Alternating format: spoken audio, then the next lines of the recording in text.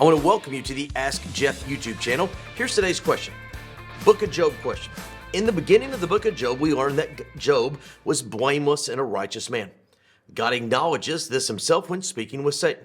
So what was the purpose of God allowing Satan to go as far as he did? Did God not need to prove himself to Satan, but yet he still chose to do so, what appears to be at the sacrifice of an innocent, blameless person?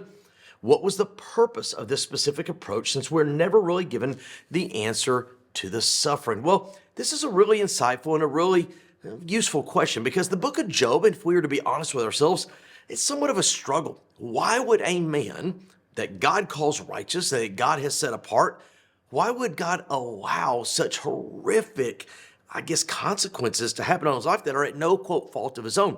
He loses his children. He loses his fortune. The only thing he doesn't lose is his wife, who tells him to curse God and die. Well, I believe there's a multitude of approaches to the, quote, why question of Job. For some people, there's somewhat of this innocence of, chapter 42 is coming and Job didn't realize or couldn't appreciate the blessings of God before going through the hardships of life. I get that. There are others that would claim more of a somewhat of a legality scenario, that almost like this cosmic chess match between God and Satan and we as the pawns, and I just can't go there. And so really at the end of the day, we have this question, why? Well, what if the why question to Job really is beyond Job? Push pause. Let me illustrate. One of the great other quandaries of the Bible is Hosea. Why would God ask a man of God, a priest of God, prophet of God, to marry, as the Bible calls her, a woman of whoredoms? Well, if you look through what we know is Hosea chapter 1 and 2, I believe there's biblical evidence that Gomer was not that way when they initiated the marriage. She became that way. Chapter 2 says she chased her lovers, etc., etc. But Hosea is known as the lifestyle prophet. In other words, his life was a testimony to the Jewish people of how God was operating and moving in their life. Now, let's take that metric and apply it to Job.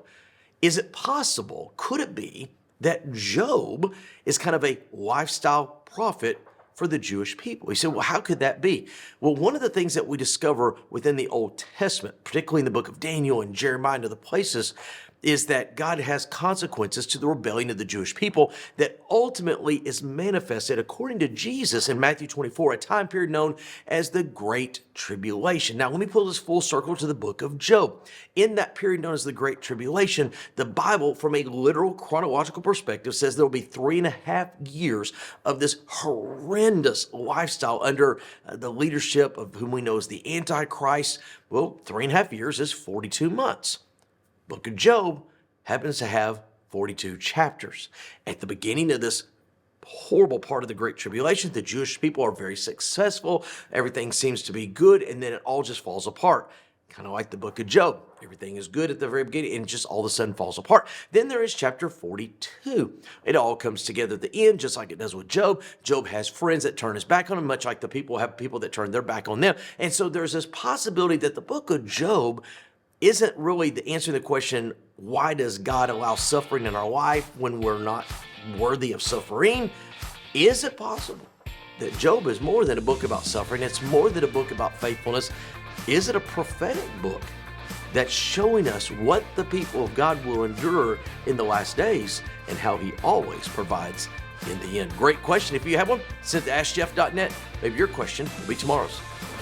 Thanks for being a part of today's daily question. Now, we answer a question each and every day. Please feel free to submit a new question at AskJeff.net. We may not have gotten to yours today, but we eventually will continue to be a part of this. Subscribe so you don't miss out on a question every day.